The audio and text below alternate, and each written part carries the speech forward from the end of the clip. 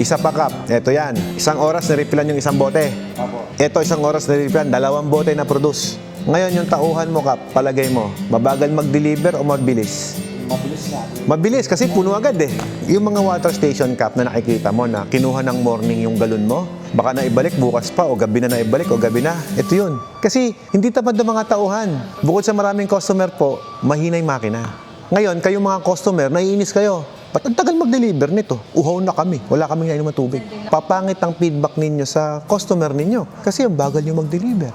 Sa negosyong to, ang pinakamalaking makina, siya po talagang napakalaki ng advantage. Kaya sabi nila, doon muna ako, start muna ako ng package 4, start muna ako ng package 5. Kasi nagsisimula pa lang. Yun ang idea eh. Maliit lang muna kasi nag-start pa lang. Pero in reality, pag kinumpute mo siya, halimbawa, ito sir, real experience. Yung sa amin po, lahat po ng client namin na nag-branch, lumaki yung tubigan, lumaki yung negosyo, yun po yung mga kumuha ng package 9. Bakit? Kasi 4 na beses na patipid, 4 na beses na mabilis.